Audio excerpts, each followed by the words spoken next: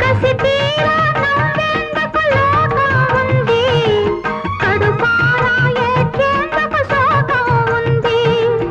అక్కడికే రాని ఒక పాపం ఉంది, అక్కని తమ్ముడని బంధం ఉంది. ఈ బాధలో